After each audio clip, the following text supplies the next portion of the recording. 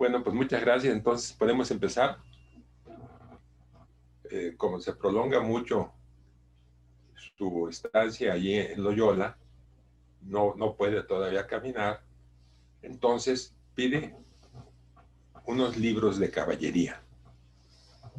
El famoso libro de caballería de aquella época, pues era el Amadís de Gaula. Y este libro, pues obviamente no lo tenían en la pequeña biblioteca de Loyola, ¿no? Y dije, bueno, pues denme algo para leer. Y entonces le dan, pues, como una especie de resumen de la Biblia, pero sobre todo de los evangelios. Y los empieza a leer, los conocía pues de oídas, ¿verdad? Y todo, pero los empieza a leer y no tiene otra cosa que hacer, entonces con eso se va a distraer.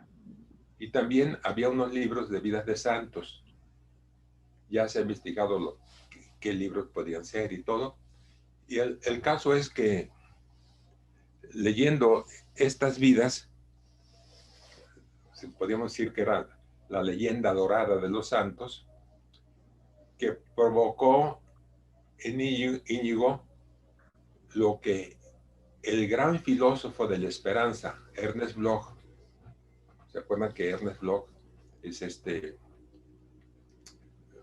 famoso escritor marxista, pero no comunista, que escribió 3 volúmenes enormes del Principio Esperanza? Y uno de los aspectos que él va describiendo en el Principio Esperanza son los sueños diurnos, ¿no? Que todos estamos soñando despiertos, ¿no? Son sueños despiertos, ¿no? Yo creo que todos hemos tenido, quizá desde niños, quizá más de adolescentes, esos sueños diurnos, ¿verdad? En que creo que les conté una anécdota mía, ¿verdad? No les conté de cuando yo regresaba de la preparatoria del Instituto de Ciencias de Guadalajara a mi casa, yo no seguí el camino más corto. ¿Sí se los conté? Sí, ¿verdad? Que vivo por otro camino. Y es que había, en una tiendita allí, había una muchacha muy guapa. Entonces yo me iba ahí a ver si estaba, nomás la veía, pues era muy tímido, ¿no? Entonces la veía, ¡ay, la vi! Y ya me iba a mi casa, ¿no? Pero era el camino más largo, ¿no? Bueno, pues esto son partes de realizar nuestros sueños diurnos. Hay otras, desde luego hay muchas manifestaciones en este libro, El Principio de Esperanza, que yo creo que es lo mejor que se ha escrito sobre la esperanza en la literatura universal. Otra de las manifestaciones de los sueños diurnos, bueno, él las va analizando un poco desde la niñez. Esto es lo que le pasa a leer la vida de santos, lo que le pasa a Íñigo. Dice, bueno, si esto lo hizo Francisco, ¿por qué yo no? Y si esto lo hizo Domingo, Santo Domingo de Guzmán, ¿y por qué yo no? Y así otros santos, quizá más antiguos, pero de esa época, los más cercanos eran Francisco de Asís y Domingo de Guzmán. Y entonces empieza él a tener sueños diurnos de lo que él podría hacer imitando a los santos. El gentilhombre quería cambiar el mundo, ¿no? Por lo menos su pequeño mundo. Así eran el Quijote, Amadís de Gaula y otros grandes caballeros de la época.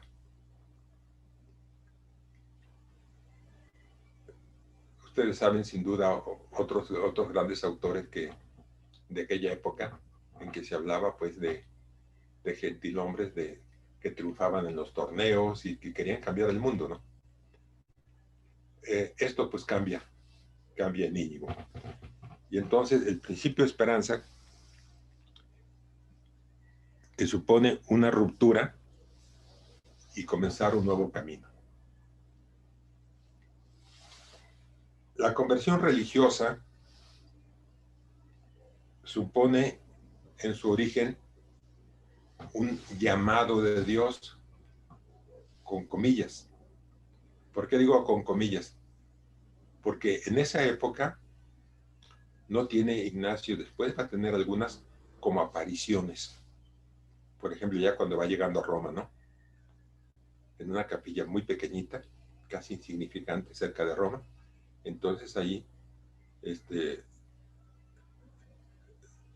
tiene una aparición que le dice: te seré propicio en Roma. Bueno, eso lo vamos a ver más adelante. Pero en aquella época no. Entonces, ¿en dónde está el llamado de Dios? Este peregrino, el futuro peregrino, va a experimentar en su convalecencia una serie de sentimientos, muchas veces encontrados. Va a tener tedio, gozo, desconcierto ante las vidas de los santos, pero también esa lectura le da seguridad. Por un lado, siente tristeza, porque va a ser muy duro seguir esta vida, pero por otro lado experimenta alegría. En esto, él va descubriendo la voz de Dios.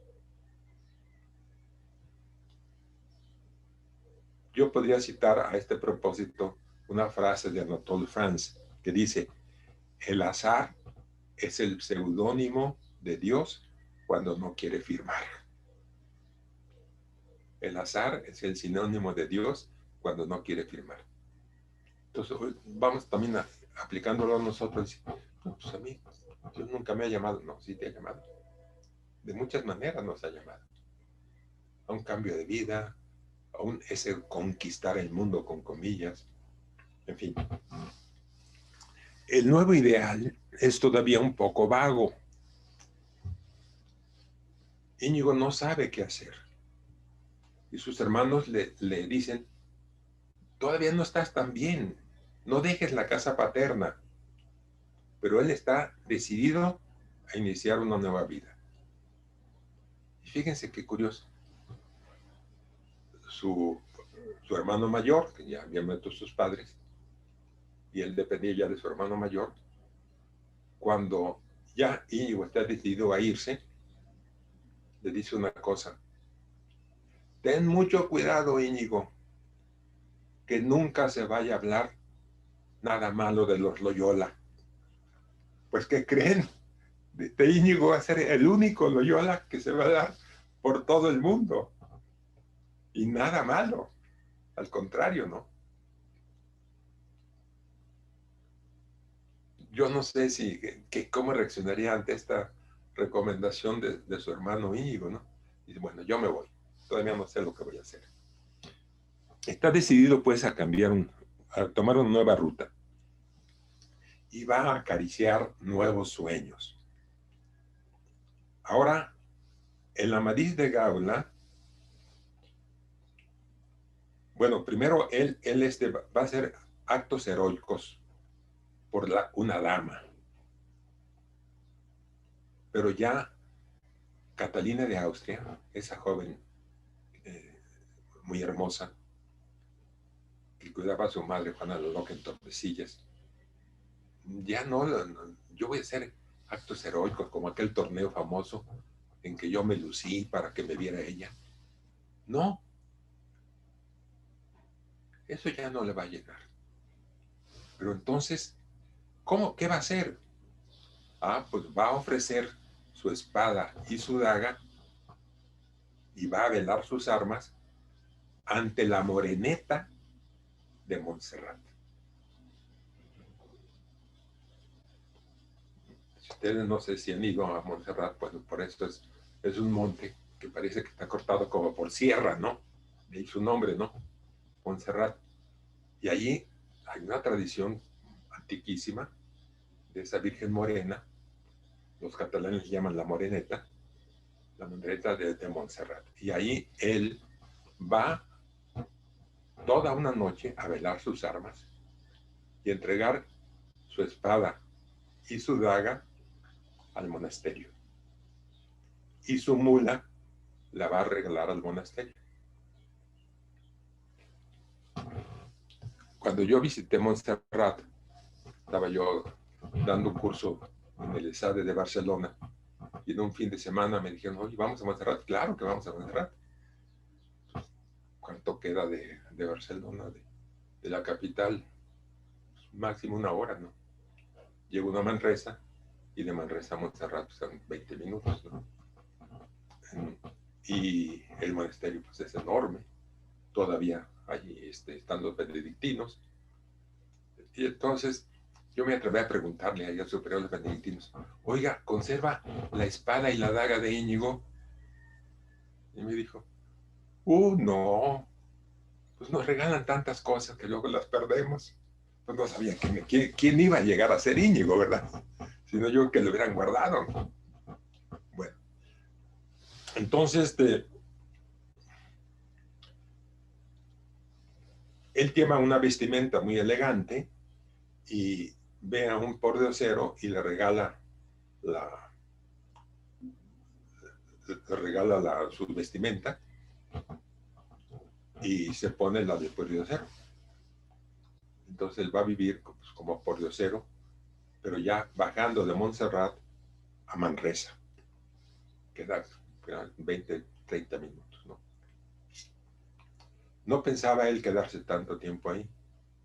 Hay una cosa que es importante en Montserrat.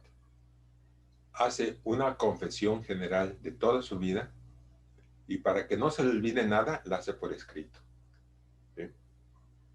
Y esto le va a causar un problema en Manresa, un problema fuerte, un problema grave. En Manresa lleva una vida de extrema austeridad. La conversión no necesariamente está exenta de locuras.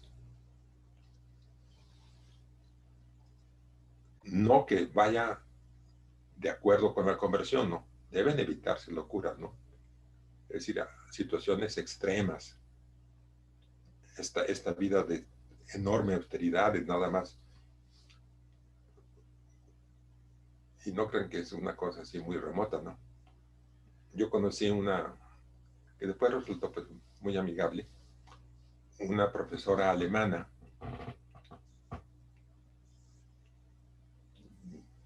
se apellidaba Berger ella, y vino a México, iba a hacer un estudio sobre la Virgen de Guadalupe, era un intelectual, iba a hacer una tesis como de doctorado, que al final se quedó en México muchos años y no hizo nada de su trabajo, ¿no?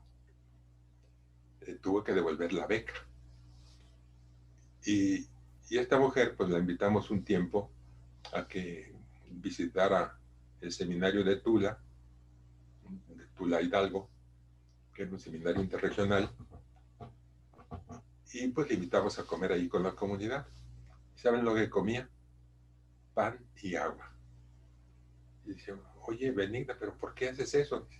Hacían los padres del desierto, lo hacían así y no se morían. Pan y agua. Pues es un extremo de conversión. ¿Verdad? Y yo pensaba, oye, pues estamos en el siglo XX, ¿cómo tú nomás quieres comer pan y agua? Pues sí, pan y agua. Entonces sí se dan pues estos como deseos extremos, ¿no? Penitencias exageradas. Pero estas penitencias exageradas le van a costar, pues, ¿cómo diré? En su vida van a tener una enorme repercusión. De hecho, él se va a dañar el estómago, va a quedar toda su vida enfermo por estas exageraciones. Y entonces él, después, pues como él aprendía de todo, de lo negativo que hacía, entonces prohíbe ya, fundada la Compañía de Jesús, prohíbe que haya penitencias exteriores. Yo me acuerdo cuando yo me di cuenta que iba a entrar de jesuitas y vi que no había penitencia exterior, me dio gusto. Dije, ay, qué bueno que no hay penitencias exteriores. Pero las penitencias interiores son más difíciles y más graves y más importantes, ¿no? No hablar mal de los demás, salvar la proposición del prójimo. Bueno, todo lo que nos impulsa a este amor, a este cariño espiritual. Esas son las cosas que nos cuestan interiormente.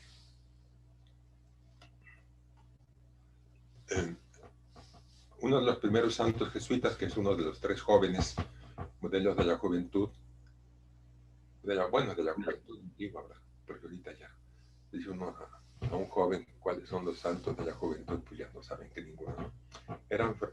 Eran Kotzka, Luis Gonzaga, y había uno de origen holandés, Juan Bermans. Y cuando Hans Bermans le decían cuál era su penitencia principal, como estaban prohibidas las penitencias exteriores, decía en latín, mea máxima penitencia vita communis. Mi mayor penitencia es la vida común.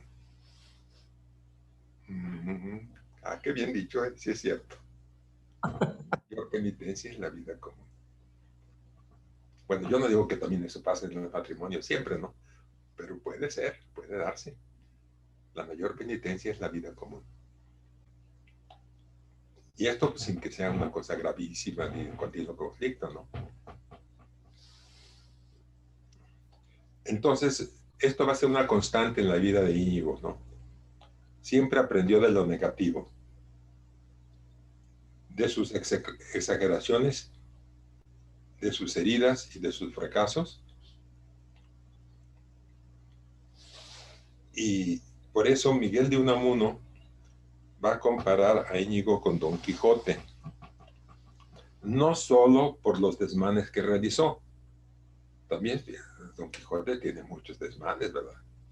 ¿Cómo se le ocurre hacer eso? Bueno, sino también y sobre todo por su deseo de superación. Por eso Unamuno, este vasco, alaba a este otro vasco y lo compara al Quijote, por su deseo de superación. Él aprendió de las novelas de caballería que impulsaban al caballero a cambiar el mundo.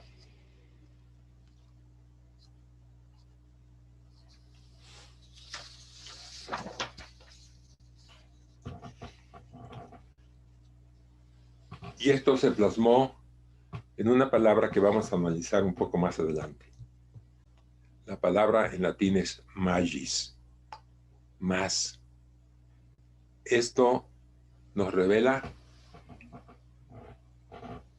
el dinamismo de la conversión.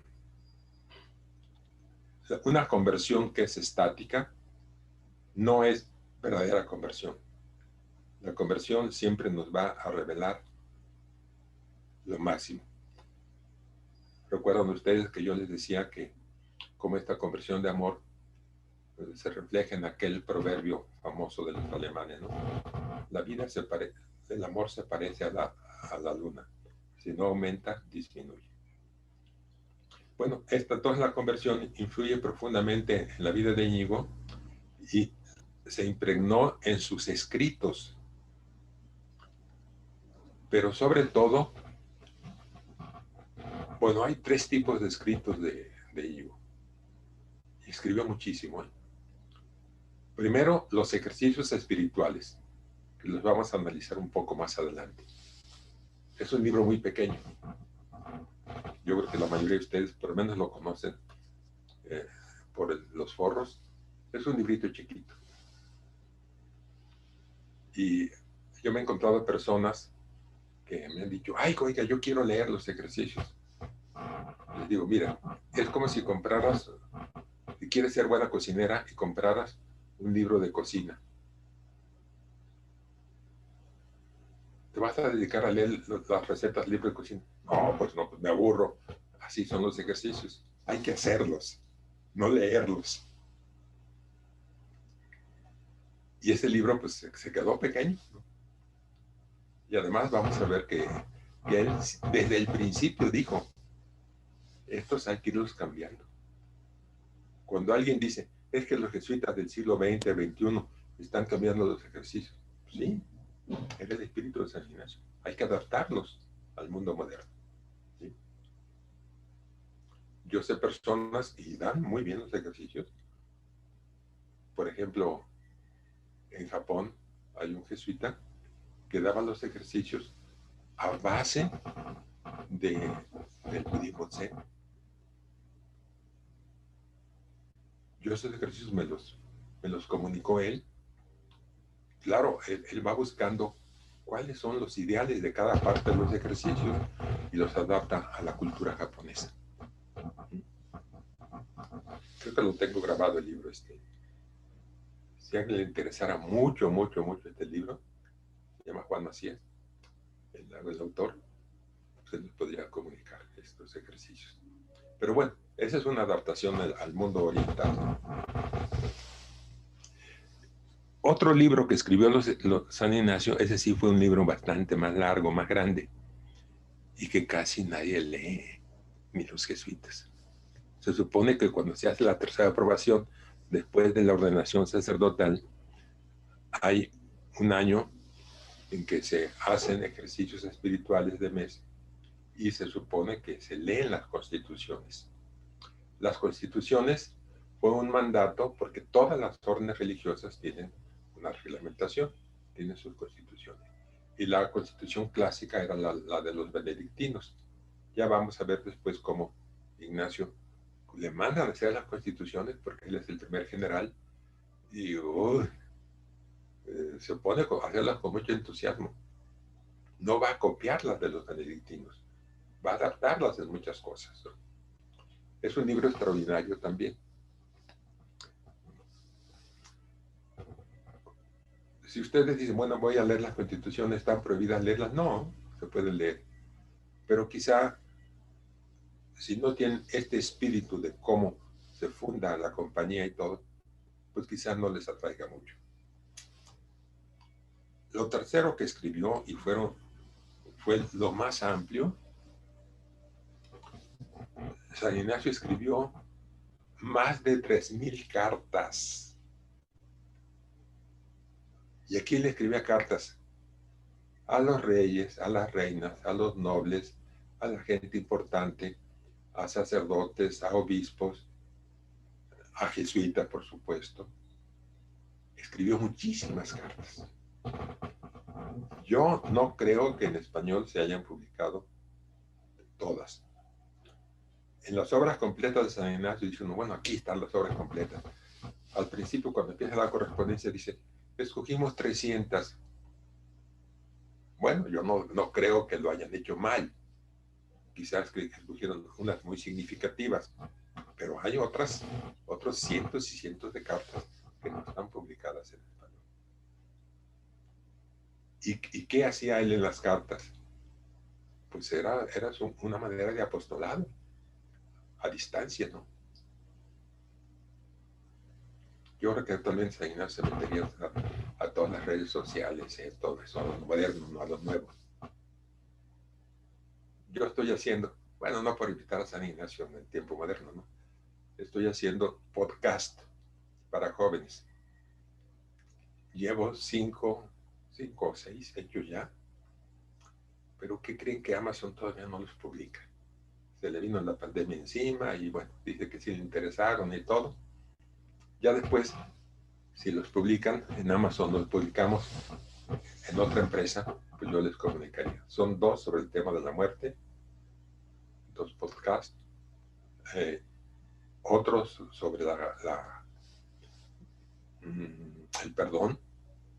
Ese también salió muy bien. Y otro sobre un jesuita de los primeros jesuitas de la Iberoamericana.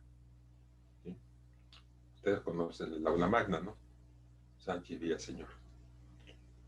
Pues yo conocí algo de él. De hecho, él murió cuando yo lo estaba cuidando. Me dejó muy impresionado. ¿Ya les comenté esto? ¿No? Ah, les voy a decir porque me dejó muy impresionado. Porque estaba yo cuidándolo. Él estaba ya muy enfermo.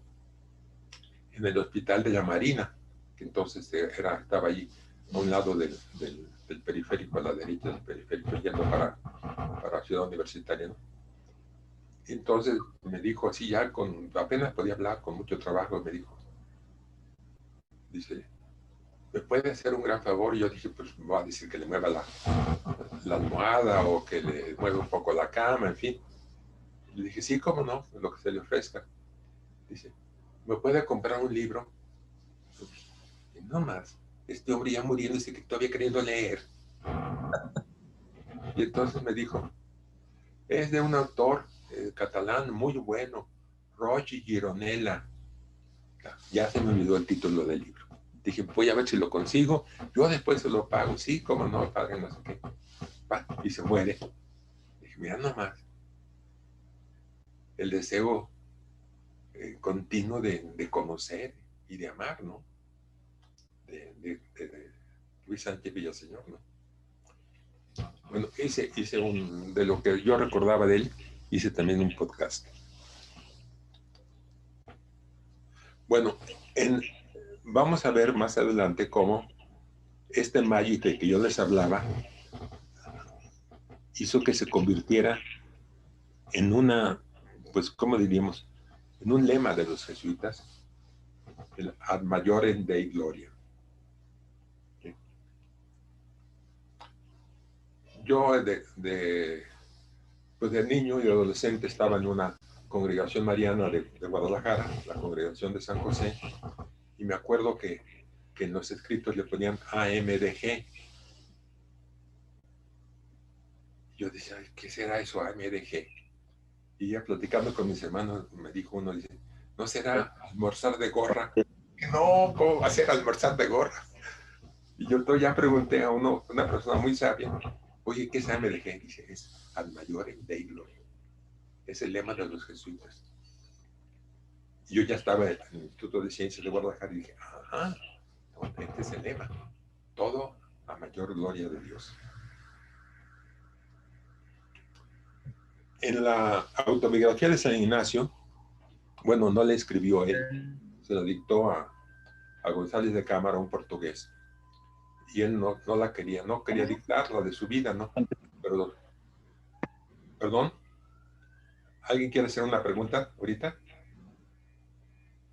José Luis, ¿no? Bueno, entonces seguimos adelante. Entonces, este Ad Maiorem Dei Gloria, pues me dijeron que era el lema de los jesuitas. La autobiografía San Ignacio no le escribió él, sino se lo dictó a González de Cámara. A instancia de muchos de sus compañeros, escribe algo de tu vida, escribe tu vida desde tu época de gentilhombre, escríbela.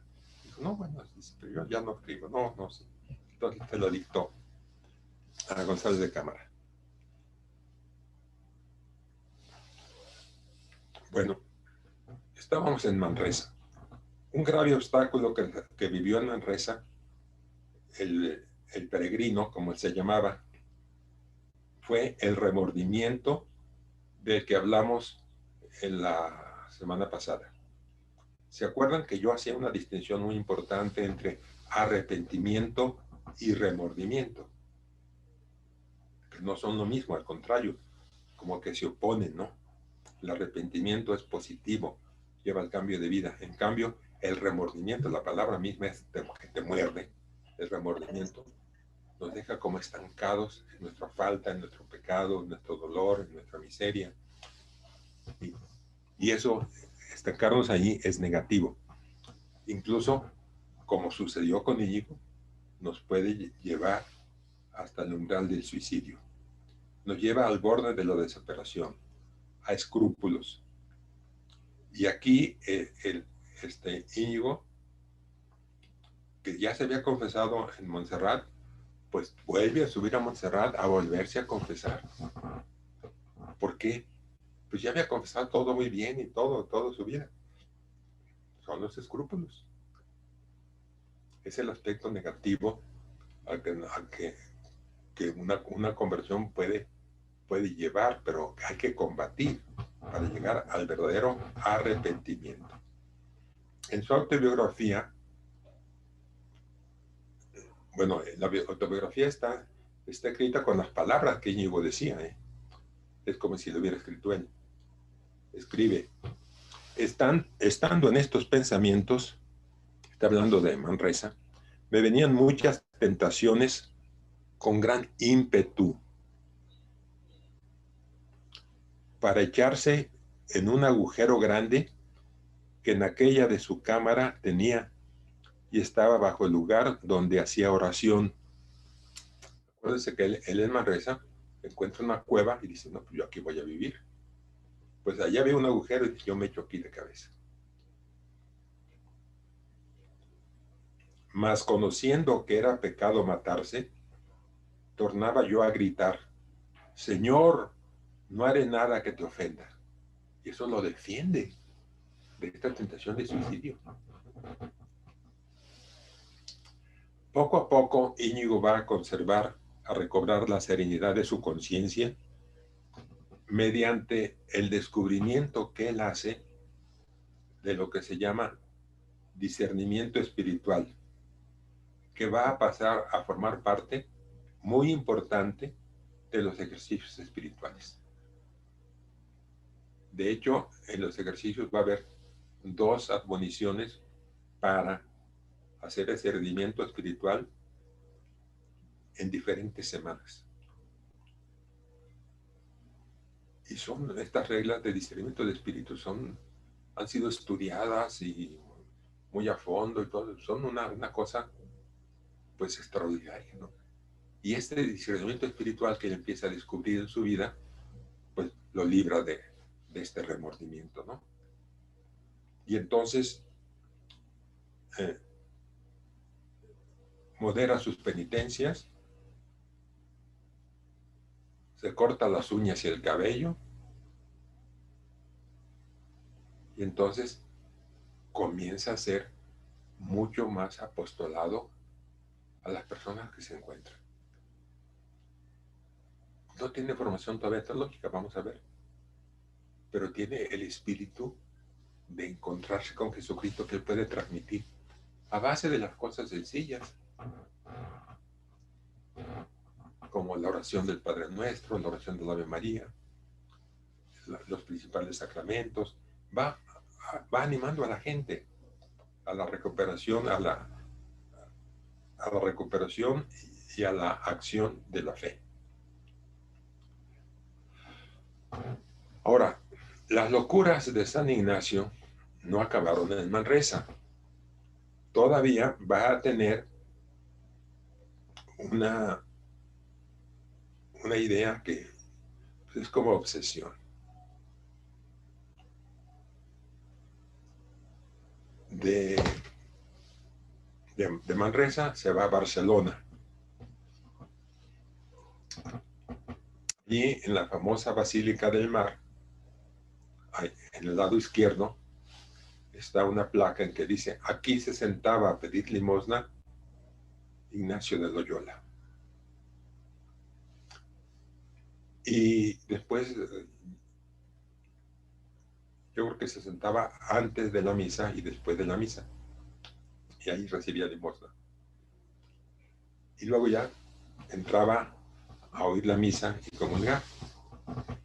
Y entonces ahí se encuentra una señora que le llama la atención y ve que él empieza a hablar con la gente de Dios. Y dice, bueno, ¿y el dinero que le damos qué es o qué? Pues ya que junta el dinero, él va y lo reparte a los pobres. Pues, el señor está muy curioso, ¿no? ¿Cómo es lo que le damos? Lo reparte. Y él se queda quizá con algo, pero ya lo principal lo reparte a los demás, a la gente pobre. Entonces, hace amistad con ella, se llama Isabel Roser, y es una viuda joven, y con otras amigas, pues dice, no, pues cómo va a dormir Íñigo en la calle y todo. Entonces, Isabel Roser tiene un cuarto arriba de su casa, bueno, separado de la casa principal, y entonces lo invita a hospedarse ahí, y junto con sus amigas van a ser grandes bienhechoras, sobre todo cuando él se va a París. Y ahí les comunica él, su plan inmediato va a ser irse a Tierra Santa. Y dice, bueno, ¿y cuánto dinero necesitas? No, me voy a ir sin dinero. Pues otra medio locura, ¿verdad? Oye, un viaje tan largo en barco, con tantos peligros de entonces. De hecho, va a tener varias intervenciones allí importantes, ¿no? Porque él cuando ya llega a Italia, al norte de Italia, acuérdense, siempre va solo y a pie, se encuentra con unos soldados que quieren violar a una viuda con su hija. Y entonces él no lleva ningún arma ni nada, se les pone al brinco y dice, a ver, ¿qué van a hacer? A estas las dejan en paz y las respetan, si no, vénganse contra mí, conmigo. Vénganse contra mí. Pues no, pues no queremos nada.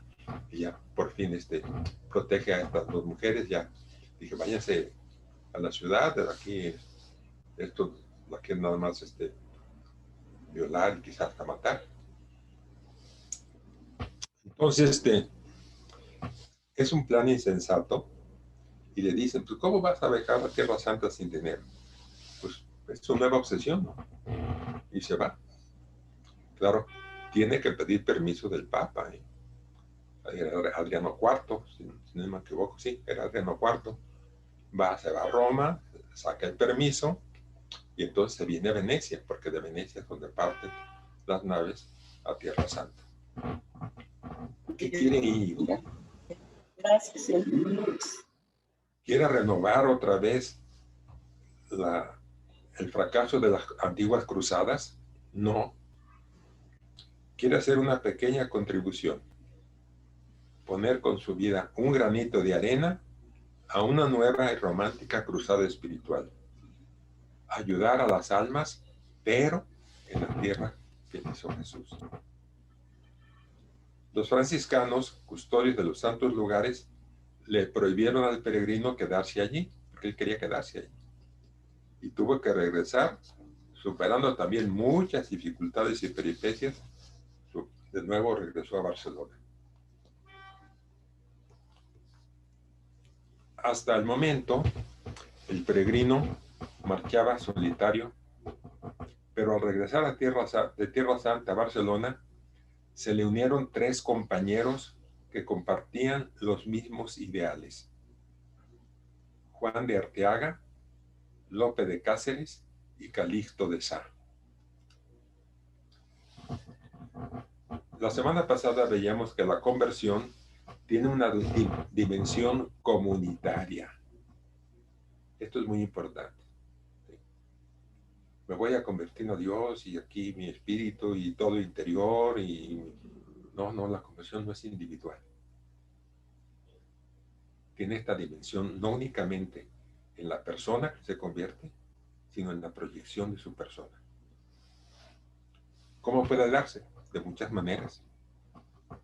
Y entonces por eso aquí él acepta a esos 3 compañeros y va a vivir esa dimensión comunitaria de su conversión. Es la una. Seguimos. ¿Hay alguna pregunta sobre lo que hemos estado viendo de la vida de Íñigo? Sí, yo una, padre. ¿Por qué tiene que pedir permiso al Papa para ir a santos lugares? Bueno, es decir, recuerda que desde muy antiguo, en la estancia en los santos lugares para los católicos estaba confiada a los franciscanos, y actualmente es igual, ¿eh? Yo fui, bueno, por mis estudios judaicos tuve que ir a Tierra Santa y también estudiar un poco de hebreo moderno, que lo necesitaba mucho para mi tesis. Y tomé todo un tour con franciscanos. Y en todas las casas, ellos llaman, la mayoría son italianos, de origen italiano, tienen lo que se llama casa nueva. Una casita, no es casita, ¿no? Es una casa sin ser lujosa, pero muy bien arreglada para los peregrinos de Tierra Santa. Entonces, en las diferentes ciudades principales de Palestina están ahí los franciscanos. Y ya desde aquel tiempo, entonces, ellos eran los encargados de Tierra Santa. Pero acuérdense que había mucho conflicto. De hecho, Íñigo, cuando llega a Tierra Santa, entonces hay unos soldados que son turcos y los respetan, pero van acompañando a los peregrinos. De hecho, él se va a escapar en una ocasión para volver al monte de Getsemaní, pero se escapa del grupo. Entonces, esos grupos tenían que regresarse. Y para llegar, necesitaban el permiso que les entregaban a los franciscanos. Cuando Íñigo le dice, quiero quedarme aquí, los franciscanos le dicen, no, tienes que regresar. ¿El por qué los regresaban? Pues yo no sabía decirlo, ¿no? Entonces, como estaba confiado a Tierra Santa a los franciscanos, entonces el Papa daba el permiso de visitar Tierra Santa. Quizá todavía había que no hubiera el famoso peligro de unas nuevas cruzadas, ¿no? Que acuérdense, pues que fueron pues militarmente un fracaso, ¿no? Y hay que estudiarlas bien las cruzadas en su momento histórico, ¿no? Que también pues, han sido también deformadas, ¿no? ¿Por qué era una como conquista espiritual? ¿Por qué se volvió una conquista material? Bueno, ese es todo un problema, ¿no? Histórico. Entonces, Pati, pues yo lo que te podría decir es eso, ¿no? Que sí necesitaban el permiso del Papa. De hecho, cuando van a ellos a volver, de nuevo piden el permiso del Papa porque se van a ir como grupo de jesuitas allá. Y no pueden, ¿no? ¿Por qué? Porque no hay barco. No hay barco en Venecia. Entonces, ¿qué hacemos? Pues nos vamos a Roma. Lo vamos a ver más adelante. ¿Ok? ¿Alguna otra pregunta? Padre, ¿cuáles eran los nombres de los 3 jesuitas? ¿Era Juan de Arteaga? Sí. Bueno, no jesuitas, eran compañeros de... Y compañeros, sí. Juan de Arteaga, Lope de Cáceres. Lope de Cáceres. ¿Y el otro? Calixto de Sá. Okay, gracias. Estos lo van a seguir a Íñigo, a Alcalá y a Salamanca, porque él quiere estudiar ahí, aunque estudió un poco de latín en Barcelona, pero después ya vamos a ver que se ve obligado a ir a París, y entonces ya los 3 ya no lo siguen. El gran historiador de la vida de San Ignacio, que es García Villoslada, él le sigue la pista en que acabaron estos 3. Pues eran gente buena, ¿no? Querían ser apostolados a su modo, ¿no? Creo que creo que por lo menos 2 acabaron de sacerdotes en España. Bueno, entonces el grupo, después este grupo se disolvió. Los 3 ya no lo acompañaron a los estudios de Alcalá y Salamanca, sí, pero ya no lo hicieron a París. El apostolado, vamos a ver brevemente el apostolado que hace Íñigo en Alcalá y Salamanca. En los 2 los van a tomar preso.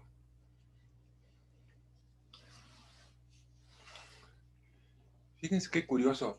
Tenía un gran éxito Íñigo en su apostolado, que era un apostolado, ¿cómo diríamos? Pues de un laico. Pero entonces pues era mal visto. Bueno, también ahora a veces es mal visto, ¿no? Pero realmente él podía hacer mucho bien. Yo tengo ahorita un hermano que me dice con esa teología y la ha hecho bastante y va a los pueblos ahí de Jalisco y pues la gente se queda fascinada con una teología, digamos, nueva para lo que le predican los sacerdotes de ahí, ¿verdad? Entonces uno, pues sí, eso hace mucha falta. Entonces Íñigo se va primero a Alcalá. En los 2, en Alcalá y en Salamanca, va a ser un apostolado muy fructuoso. Y es sencillamente comunicar el evangelio, ¿no? Pero este apostolado, por un lado, es muy fructuoso, pero por otro lado está surcado de dificultades. El 19 de abril de 1527 fue arrestado y conducido a prisión, en la que permaneció 42 días. ¿Cuál fue la causa? Habían desaparecido misteriosamente de Alcalá una viuda rica, su hija y una sirviente. Las tres frecuentaban a Íñigo. Claro, veían el fervor espiritual que tenía y bueno, acudían a él, ¿verdad? Y desaparecieron. Luego se supo que habían ido a otra ciudad, no dicen cuál, a socorrer a pobres y enfermos, que era lo que en parte también Íñigo hacía, ¿no? Íñigo negó rotundamente haber desaconsejado este apostolado. En su autobiografía dice: yo siempre he desviado de este propósito por ser la hija tan moza y tan vistosa. Bueno, así dice, ¿eh? La hija de la viuda. Me encantó la frase esta, ¿no? Pues, ¿cómo se van a otra ciudad? Aquí son conocidas, ¿no? Entonces, ¿por qué no les aconsejaste que se fueran a otro lado? Porque la hija era tan moza y tan vistosa. Y yo les he dicho que cuando quisieran visitar a los pobres, lo podían hacer aquí en Salamanca. Bueno, por fin aparecieron las damas desaparecidas e Íñigo quedó libre, pero le recomendaron que no vistiera ropa pobre, sino ropa de estudiante, porque así ya, digamos, pues podía tener más respeto, ¿no? Ropa de estudiante. Entre paréntesis, la sotana ahora que se usa, la sotana negra, pues ¿qué creen? Que era el uniforme de los estudiantes de París, que no necesariamente iban para el sacerdocio todos, ¿no? Ni mucho menos, ¿no? Bueno, entonces aparecieron las damas, ya dijeron que no, que Íñigo no les había, que les había dicho que no se fueran así. Entonces ya lo dejaron libre. Entonces Íñigo y su pequeño grupo decidieron marcharse a Salamanca. Su celo apostólico fue muy respetado y apreciado en la ciudad, pero claro, todavía eran ciudades más pequeñas que las actuales, y pues luego se supo, aquí, oye, aquí anda un hombre haciendo labor espiritual y todo. Entonces lo llamaron a comer, bueno, primero a comer, al convento de San Esteban de los Dominicos. Yo todavía tuve oportunidad de visitar ese convento. Enorme, ¿no? Para aquella época, ahorita está medio vacío, pero el convento de San Esteban. Yo ya no les dije que era jesuita ni que me llevaron a donde estuvo preso, no les dije eso ya. Fui muy prudente. Entonces, los dominicos eran el baluarte de la ortodoxia, pero en este grupo, algunos de los dominicos tenían sospechas de que fueran alumbrados, con comillas, alumbrados. ¿Qué es esto? En esa época, a la gente que pedía que hicieran oración, pues podían estar con ese mote de alumbrados. Era una especie de secta mística que postulaba una unión pacífica, más bien, perdón, pasiva mejor, una unión pasiva del alma con Dios. Y esta secta era considerada herética, estaba relacionada con el nuevo movimiento protestante, rechazaban la autoridad de la iglesia y las formas de piedad tradicionales. De hecho, después San Ignacio en los ejercicios, como un apéndice, va a escribir algunas cosas para estar, como dice él, para estar de acuerdo con la iglesia. Y entonces hay una cosa muy bonita que dice: alabar velas encendidas. Y yo me acordé que yo siempre que llegaba a la villa, pues nunca prendía vela. Yo decía, eso es para el pueblo. Es una cosa muy bonita, porque es el símbolo de la vida de uno que se va a consumir ahí. Y San Ignacio decía, alabar velas encendidas, respetaba la religiosidad popular, que muchas veces actualmente como que se desprecia. Y no, tiene cosas muy valiosas, ¿no? Y muy ricas, un gran significado. Y entre ellas, pues, alabar velas encendidas, ¿no? Claro que él no decía, alaben el agua de San Ignacio. Pero ¿qué creen? Que la pide mucha gente. Increíble. Cuando vino la... Padre, filas enteras en la iglesia de San Ignacio, pidiendo, ahí en la iglesia de la Sagrada Familia, pidiendo agua de San Ignacio. El No, día... pero déjame decirte esto. Cuando viene como el tiempo de la Guerra Cristera, la persecución más fuerte en México, y cuando termina la persecución, entonces les devuelven algunos templos. Y a los jesuitas les dan el templo de San Francisco, que está ahí en Madero. Y lo tuvieron varios años, el templo de San Francisco. Entonces llegó un momento que eran los franciscanos, oye, ese era nuestro, devuélvenlo. Y los jesuitas dijeron, pues si se lo devolvemos, será de ustedes, ¿no? Pues, ¿qué creen? Que la gente pedía tanta agua de San Ignacio, que llega la gente, está arriba hacen el agua, y sacan de una llave en donde toman el agua de San Ignacio, que ya bendecida arriba pues en un espacio grande, ¿no? Pues se acaba y la gente pide más agua de San Ignacio. Ya ahorita en tiempo de los franciscanos, ¿no? Bueno, es la religiosidad popular, ¿no? Ya no les digo la importancia del agua, de la vida, con su relación con la vida, porque no crean que agua de San Ignacio, yo no conozco ni el agua de San Francisco ni de Santo Domingo, ¿no? ¿Por qué pegó esta costumbre y cuál es el origen? No lo sé. Allá hay una enciclopedia como de unos 2 tomos o 3, muy grande en la biblioteca. Yo la conseguí en Nueva York. Es una enciclopedia sobre la compañía. Voy a buscar por curiosidad el agua de San Ignacio. ¿Cuál es su origen, no? Bueno, entonces San Ignacio tenía pues esto de ayudar a los pobres y alabar la religiosidad popular. Entonces, no podían acusarlo los dominicos de que es herético, que no sé qué. No, yo alabo la religiosidad popular, la respeto. Durante 3 días, los dominicos les preguntaron a los 4, y claro, el que respondiera era Íñigo, le preguntaron sobre qué era lo que enseñaban. Pues les decían, pues que Jesucristo, el Hijo de Dios, se encarnó, que murió por nosotros. ¿Qué novedad? Pues lo decían de tal manera y con tal bondad, todo, que la gente se decía, qué maravilla, pues ya lo sabíamos, pero qué bien, ¿no? Entonces se emocionaban de eso. Bueno, ¿y qué más les decían? Que recen. Y entonces ya estaba de popular el rosario, que recen el rosario.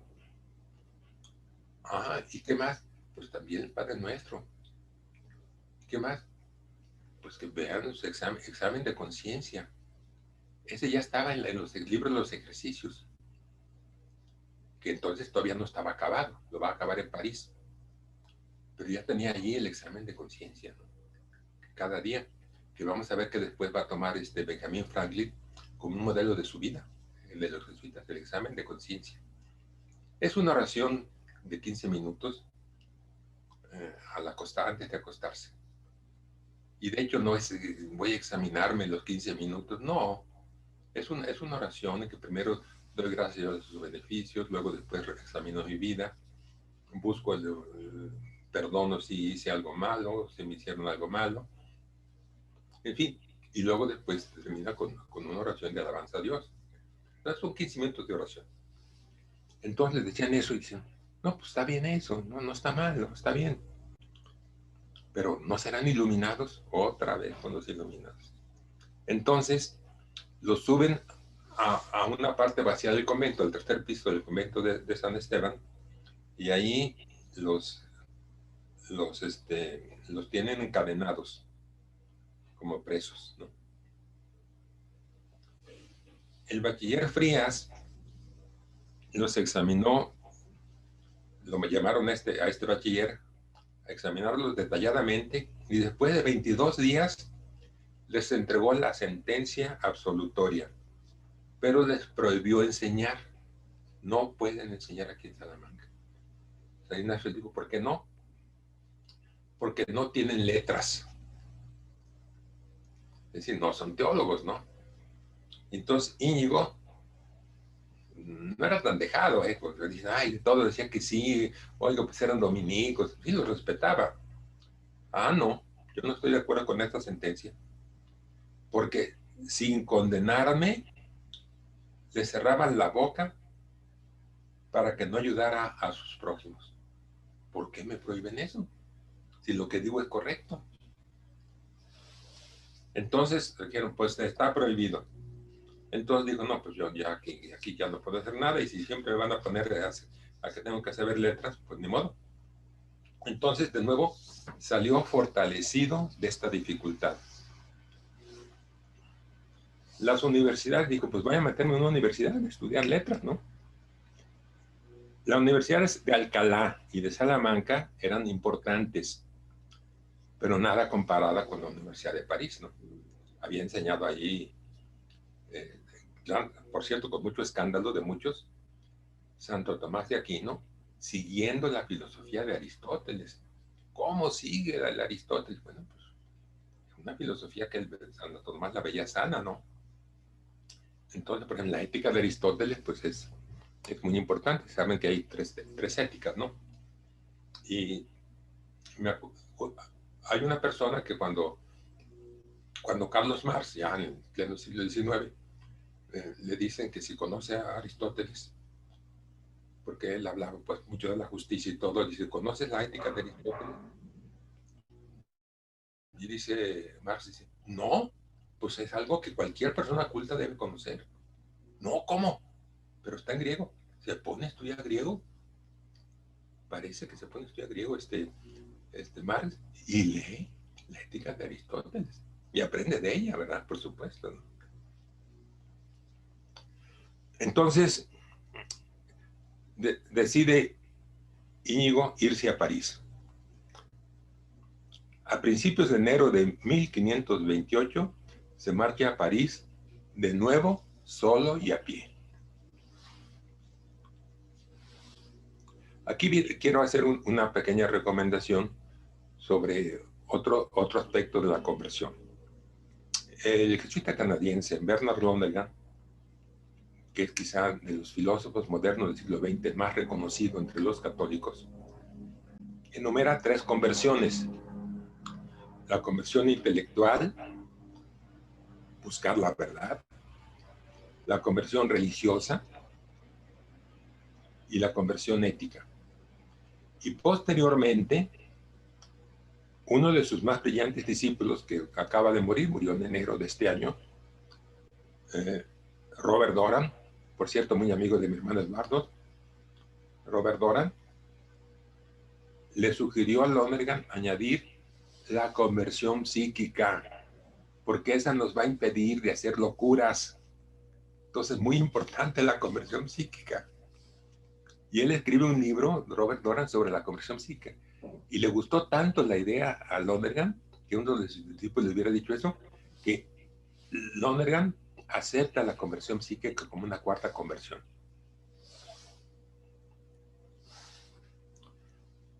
En cuanto a la religión, sabemos que Íñigo tenía firmes convicciones religiosas.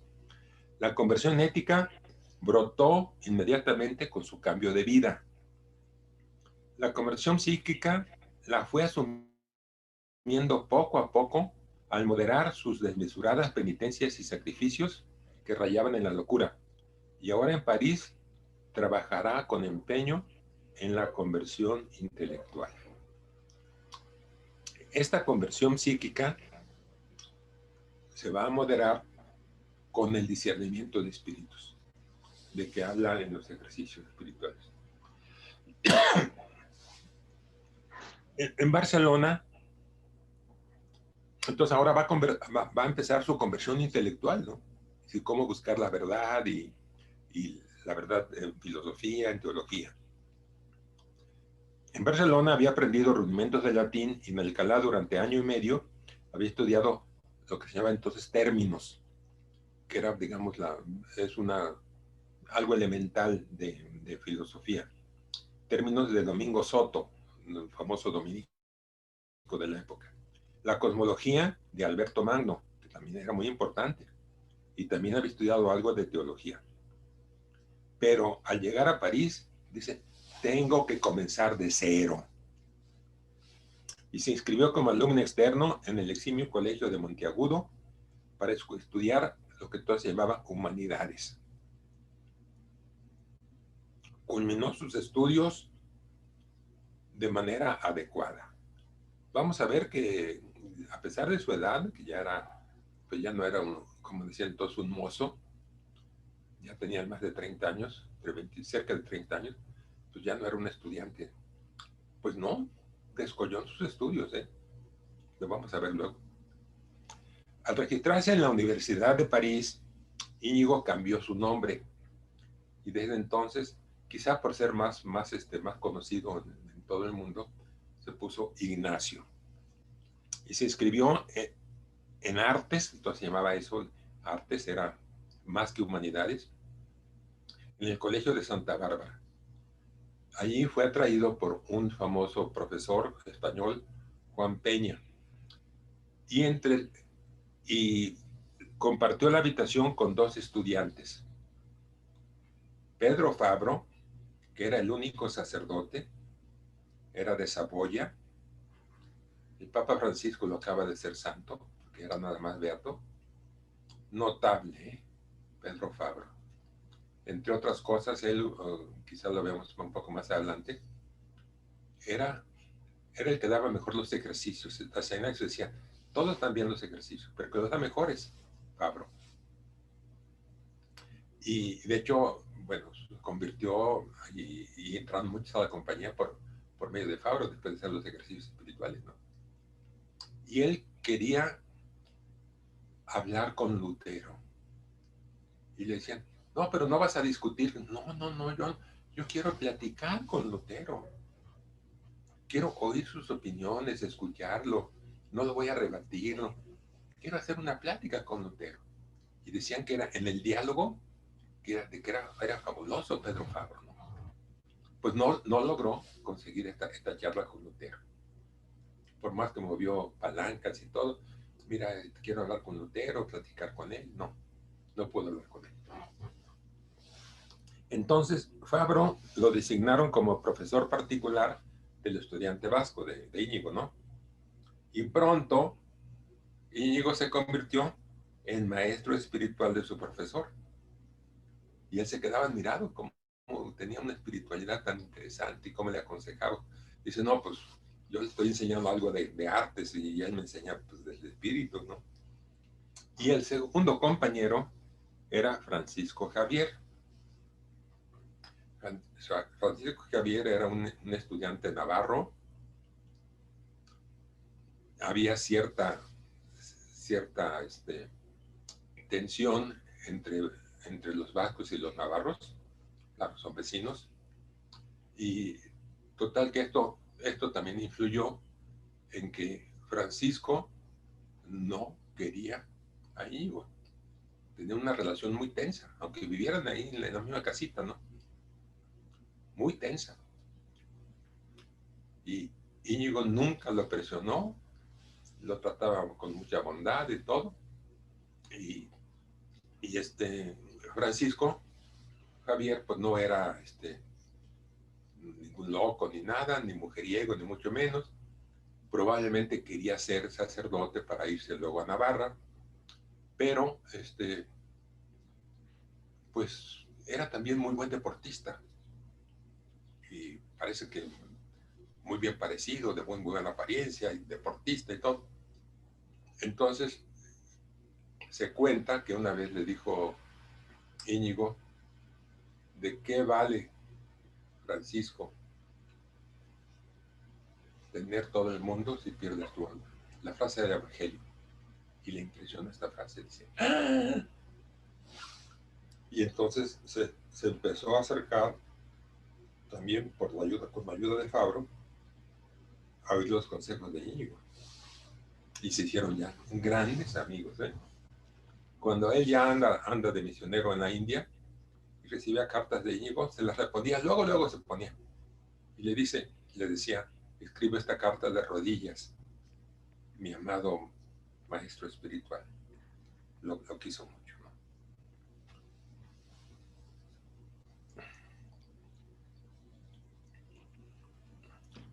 Entonces, al principio la relación con Francisco fue tensa y finalmente muy cordial. Ambos van a formar parte de los primeros compañeros de la futura Compañía de Jesús, tanto Fabro como Francisco Javier. Ignacio aprobó sin dificultad los cursos previos para optar por la maestría. La licencia en artes la obtuvo en su cuarto año de estudios. Estamos hablando de 1532, 1533. Se estudiaba con esta licencia en artes, ya se adquiría la licencia docendi, ya podía enseñar. Nadie en el mundo decía, ¿por qué enseñas? Tengo licencia docendi de París, no, pues ya. Que era lo que él buscaba, ¿no? Y recibió en una fiesta solemne un diploma de maestría. No crean que fue en bola, ¿eh? Está esto dedicado a Íñigo. Nuestro querido y considerado maestro Ignacio de Loyola, de la diócesis de Pamplona, ha merecido con alabanza y honor, tras un examen riguroso, el grado de maestro en la muy ilustre Facultad de Artes de París, a fin de lo cual hemos fijado nuestro sello en esta acta. Ya, pues, una alabanza notable, ¿eh? Ignacio aplicaba la filosofía aristotélica a sus lecturas teológicas. Él no sabemos si leyó toda la Suma Teológica de Santo Tomás, pero que leyó mucha parte de la Suma Teológica es cierto. Y a las lecciones que escuchaba además, porque iba a los conventos de los dominicos y de los franciscanos a escuchar lecciones, aunque no estuviera inscrito formalmente. Pero él quería estudiar teología y conocía mucho de teología. También consta que tanto en París como en Venecia mostraba muy buen olfato teológico. Leía también de los santos padres, es decir, San Agustín, San Juan Crisóstomo en griego. Y entonces Nadal, el padre de Nadal, va a ser uno de los jesuitas más notables de la segunda generación, Jerónimo Nadal, español. Primero, cuando están en París de compañeros, él, creo que Fabro le indica que por qué no se une al grupo. Y yo no quiero este grupo, no sé qué. Y después va a ser aficionadísimo al grupo, ¿no? Va a ser uno de los grandes jesuitas de la segunda generación, Jerónimo Nadal. Tanto que San Ignacio le confía que vaya a declarar las constituciones de la compañía a Portugal y a España. Pues Nadal, ¿qué piensa de Ignacio? No había visto quien con tanto señorío y majestad, fíjense bien, con tanto señorío y majestad, hablase de materias teológicas. No, pues por eso atrae a la gente, ¿no? En general, Ignacio era considerado por sus compañeros como un estudiante de ingenio agudo y de memoria privilegiada.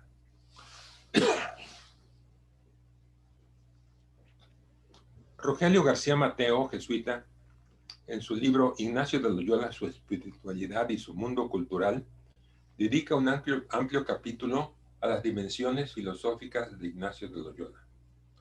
Sobre este tema, Eleuterio Elorde, otro jesuita, había escrito un artículo algo hiperbólico, es decir, exagerado, pero sobre todo no contextualizado. Por ese tiempo apareció en Alemania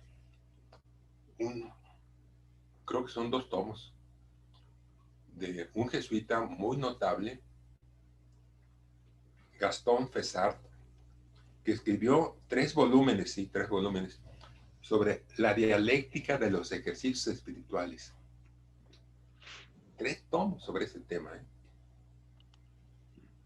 Y que decían, bueno, pues que Ignacio conocía a Hegel, probablemente podemos algún rudimento de Hegel, pero así como tanto para... No, no, es una coincidencia. Si hay algo, vamos a ver que hay algo y bastante en los ejercicios de esta dialéctica, ¿no? Pero esto lo sacaba él de sus estudios. El libro de Fessard, yo lo empecé a leer, lo dejé como a la mitad, como el tomo primero de las medias. Es muy interesante, sin duda, ¿no? Pero está inspirado en Hegel. Sus elucubraciones son interesantes y sugerentes, pero no parten de las raíces que inspiraron a Íñigo de Loyola. En las novelas de caballería, especialmente en El Amadís de Gaula, que sin duda Ignacio leyó en su estancia en Arévalo, se encuentran contrastes, antítesis, contraposiciones, es decir, es el cuño dialéctico. Pero sobre todo, en los estudios de artes liberales de París, se profundizaba en la retórica y en la dialéctica. No que siguieran a Hegel, que todavía no existía, ¿no? Pero que después Hegel va a elevar y a asumir con plenitud. Había especialmente un estudio que se llamaba Cuestiones Disputate, que eran temas más profundos de teología, más discutibles. Y en estas se utilizaban divisiones, subdivisiones, análisis y síntesis. Acuérdense que es un poco de lo de Hegel, ¿no? La defensa de la tesis suponía una argumentación fundada en argumentos de silogismos. Se refutaba la tesis contraria y se finalizaba con una síntesis. Entonces la tesis dice, bueno, ¿qué dicen otras personas? ¿Qué dicen otros filósofos? ¿Qué dicen otros teólogos? Y se consideraba la opinión de estos. Y luego, a continuación, ya que se exponía la tesis era, pues, era como una especie de juego dialéctico muy importante. Al final, había una réplica, que era un enfrentamiento agudo y encarnizado por otro estudiante muy inteligente para refutar la tesis del alumno principal del profesor. En el fondo de esta disputa polémica o diálogo existía un método que un filósofo moderno alemán, Joseph Pieper, dice que era bastante semejante a la mayéutica de Sócrates. García Mateo, el autor que estamos ahorita resumiendo, descubre todos estos elementos de los ejercicios en San Ignacio. En las anotaciones que preceden a los ejercicios se explican términos, se habla del fin y de las disposiciones para lograrlo, el modo de evitar los malentendidos y los sofismas. El principio y fundamento de los ejercicios es que es una paginita notable, es una genial síntesis que presenta el objetivo de los ejercicios, que a través de una estructura, la Inés le llama semanas, no son exactamente semanas de 7 días, semanas, va a culminar con la contemplación para alcanzar amor. Es la última meditación de los ejercicios espirituales, la meditación para alcanzar amor. Varios estudios de los ejercicios descubren que algo fundamental del método se asemeja al método de Insight de Bernard Lonergan, que se resume en la experiencia, la intelección, el juicio y la decisión. En suma, los ejercicios son una fuente de autoapropiación y de conversión. Primeros compañeros. Cuando Ignacio llegó a Santa Bárbara, se le unieron Fabro, Francisco Javier y Simón Rodríguez. Simón Rodríguez era inteligente, pero luego vamos a ver que le dio mucha guerra. A principios de 1533 llegaron a Santa Bárbara otros dos grandes amigos, muy jóvenes y de gran talento. Diego Laínez, no digan Laínez como el deportista, yo creo que está, no sé si en España cómo se diga. En aquel tiempo él era Diego Laínez, era un genio. Y su compañero era Alfonso Salmerón, que también era muy listo, y iban a buscar a Ignacio para conocerlo y consultarlo. Laínez poseía un gran talento, y Salmerón, además de un buen talento, estaba dotado de dotes oratorias. De hecho, cuando los conoce el Papa Paulo III, los manda como representantes del Papa a estos dos jesuitas, compañía recién nacida, como teólogos personales del Papa al Concilio de Trento. Y los dos, sobre todo Laínez, hacen una gran labor en que se van a estudiar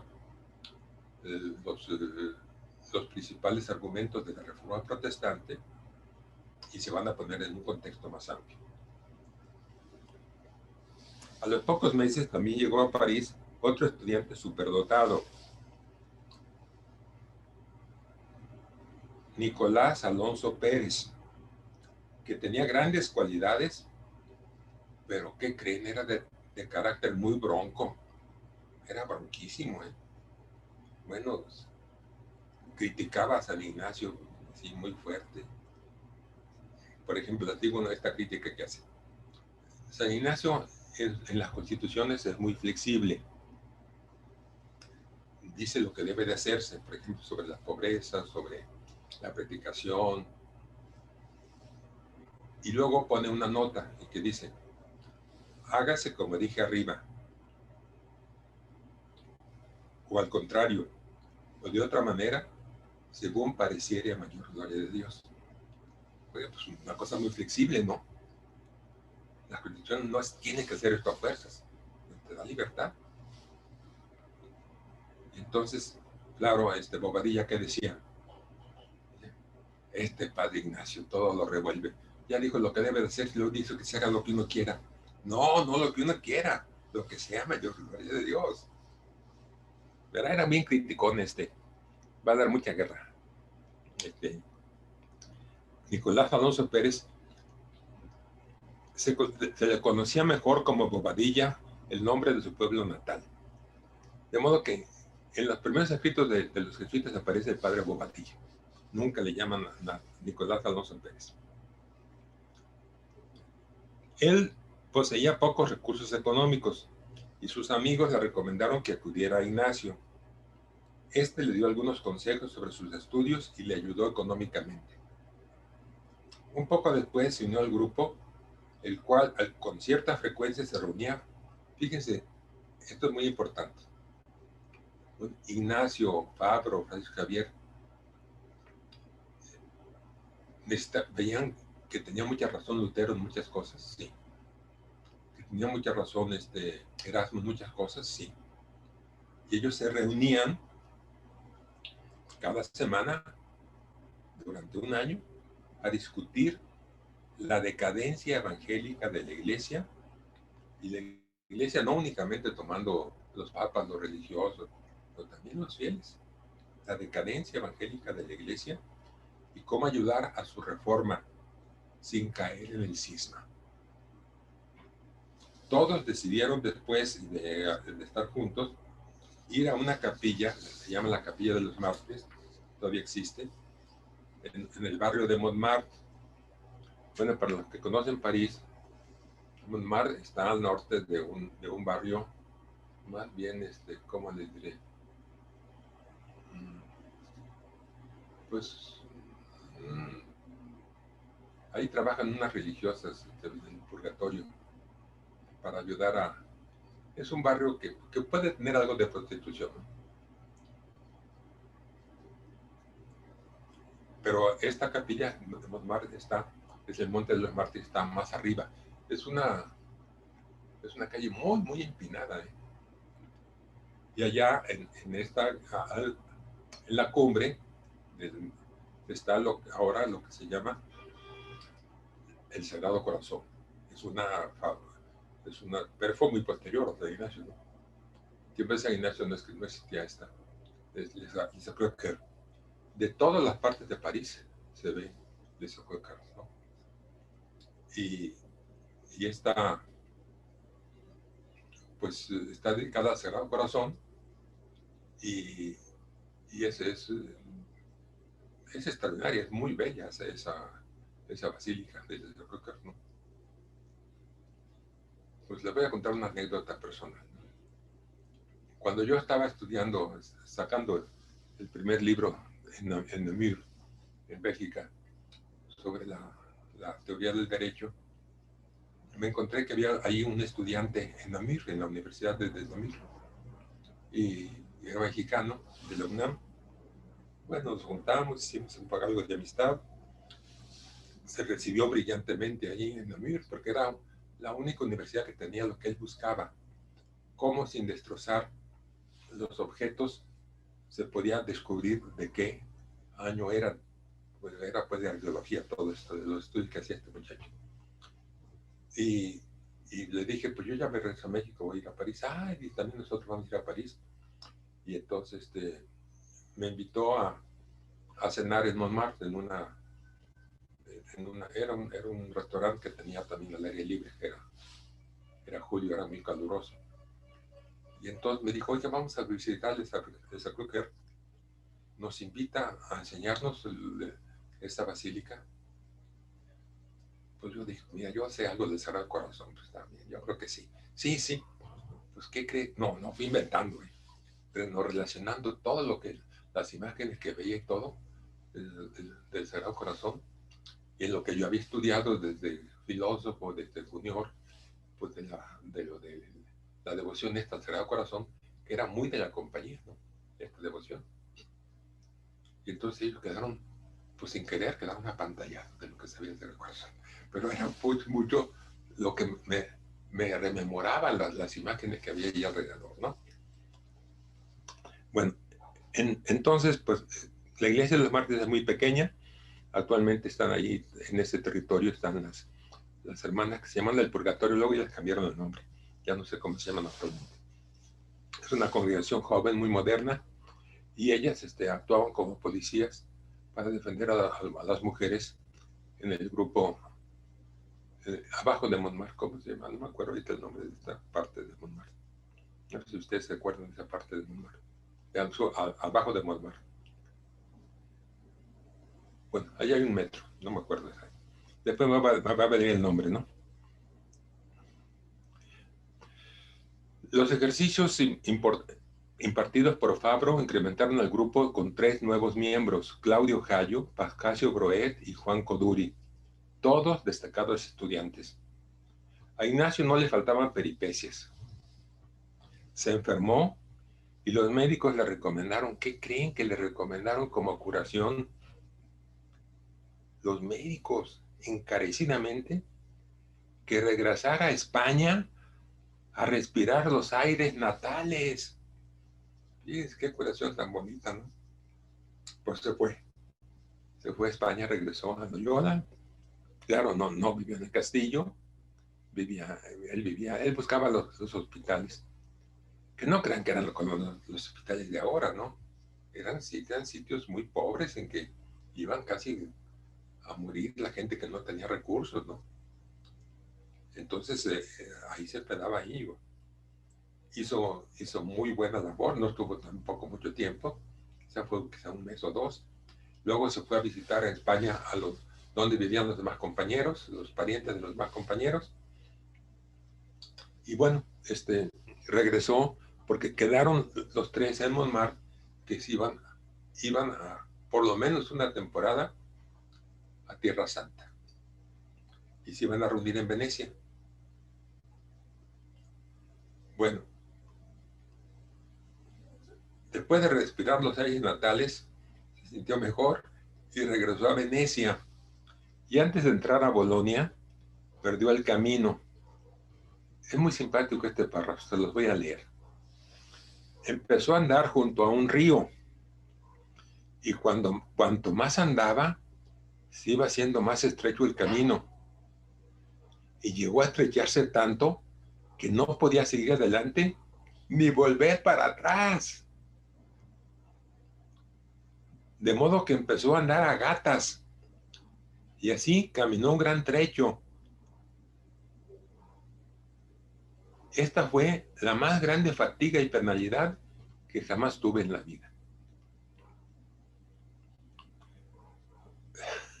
Para colmo, fíjense, qué cosa tan interesante, ¿no? Esta narración, ¿no? pues ya no puedo ir adelante o para atrás, pues me voy a gatas. Y al terminar el camino ese tan estrecho, se encuentra que había un arroyo con un puentecillo de madera y que Íñigo se cayó y se llenó de lodo. Y la gente que ya entonces estaba alrededor se moría de risa. ¿Y ustedes creen que lo regañó y todo? No. Este acontecimiento doloroso y chusco fue como el símbolo de su vida. Nunca retroceder ante las dificultades, ni ante las carencias, ni ante las caídas. Nunca retroceder. Paso a otro tema interesante. Las heridas de San Ignacio.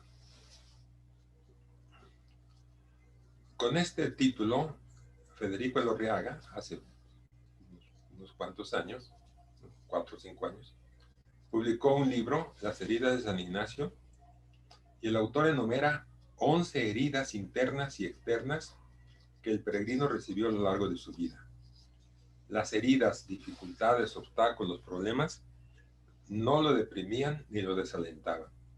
Esta actitud de lo negativo a sacar lo positivo, en la psicología moderna se denomina resiliencia.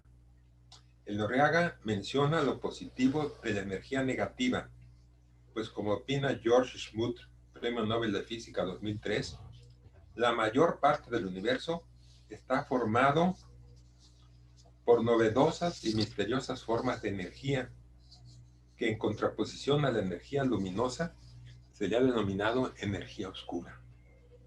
Esto no lo conocía. Los ataques contra la recién aprobada Compañía de Jesús fueron muy dolorosos para Ignacio. Las críticas más violentas procedían de España y de Francia. En España, la principal acusación calumniosa provenía del arzobispo de Toledo. Era de gran importancia ese arzobispado. Barcelona ya existía, por supuesto, pero Madrid es una ciudad nueva, ¿no? Relativamente nueva. El arzobispo de Toledo, Martínez y Liceo. Y los otros ataques eran de el mejor teólogo dominico de la época, Melchor Cano. El arzobispo de Toledo públicamente denostaba a los jesuitas y a Ignacio no lo bajaba de hereje e iluminado. Igualmente lo hacía Melchor Cano. Criticaba los ejercicios espirituales. Ignacio era un hereje e iluminado. Nada frenaba a Melchor Cano, ni la aprobación pontificia que ya existía, ni las sensatas admoniciones de su superior general de los dominicos. En cambio, las acusaciones que provenían de Francia eran todavía más graves. La compañía deseaba establecer algunos colegios en París, o por lo menos unos en París, otros en Francia, y el rey entonces, Enrique II, estaba de acuerdo. Pero el Parlamento se oponía. El Parlamento francés logró el apoyo del obispo de París y de la Facultad de Teología, en donde habían estudiado todos los jesuitas, los 9 compañeros. Y decretó que la compañía era, les voy a leer lo que era la compañía, peligrosa para la fe, páncatelas, duro, perturbadora de la paz en la iglesia y nefasta para las órdenes religiosas. 3 acusaciones muy graves. El padre Broet, que era el provincial de Francia, es de los 9 primeros compañeros, luchó en vano para que se abrogara el decreto y dio a conocer un informe favorable a la compañía que provenía de Roma, pero los teólogos de París no dieron marcha atrás. Se organizó entonces una especie de diálogo en el que participaron 4 doctores de la Facultad de Teología y 4 jesuitas. Los doctores permanecieron callados, pero no se retractaron. Ante esta campaña de calumnias, Ignacio pidió a los jesuitas de otros países que les enviaran testimonios de personas notables. La acumulación de elogios fue conmovedora. Se sugirió obtener un breve pontificio en el que se condenara a los calumniadores, pero Ignacio Por respeto y amor a la Universidad de París, madre de los primeros miembros de la compañía, se opuso. Las persecuciones a veces atraen más vocaciones y en ocasiones y son ocasión para mayor entrega y humildad. Bueno, esta va a ser una constante de la compañía. Ya saben ustedes que es de las pocas congregaciones religiosas que fue suspendida por la iglesia, ¿no? Después, si hay un espacio, les cuento un poquito cómo fue esta supresión, ¿no? Pues fue más bien como a qué se debió y bueno, las políticas que había. Y cómo el Papa que hizo la supresión de la compañía, cuando su muerte, dicen que decía, me voy a condenar, me voy a condenar. Y dicen, pero ¿por qué? Tú eres Papa. Y suprimir a los jesuitas era injusto. Eso dicen que decía. Bueno, después resurgió la compañía y una vez dando una plática de uno de los libros que había sacado de los artículos financieros en el colegio de los salesianos, sí, en Cuernavaca, levantó la mano un señor y dijo que como yo era de la compañía y defendía a la iglesia y todo. Bueno, un ataque muy fuerte. Y le dije, mire, sí, dice usted, tiene razón, fue suprimir la compañía. Pero el Papa que le volvió otra vez a la iglesia le preguntaron qué tienen que reformar los jesuitas. Y nada más dijo esta frase en latín, sin ut sin o non sin, que sean como son o que no sean. ¿Qué le parece esa afirmación del Papa? Se quedó callado, ¿verdad? Ya no dijo nada. Ya me dejó hablar, pues.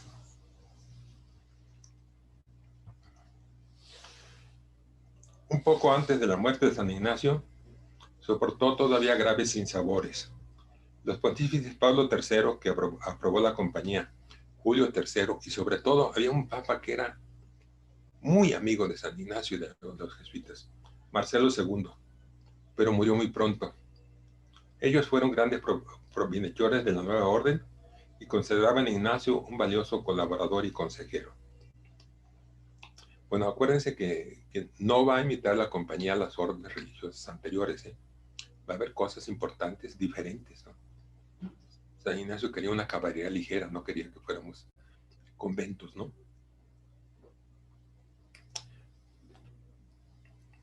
El sucesor de Marcelo III, Juan Pedro Carafa, asumió el nombre de Pablo IV, fue enemigo declarado de los jesuitas. Él había sido cofundador de los religiosos teatinos y quería que los jesuitas se unieran a ellos. La obra de la compañía, como la casa de Santa Marta, que era para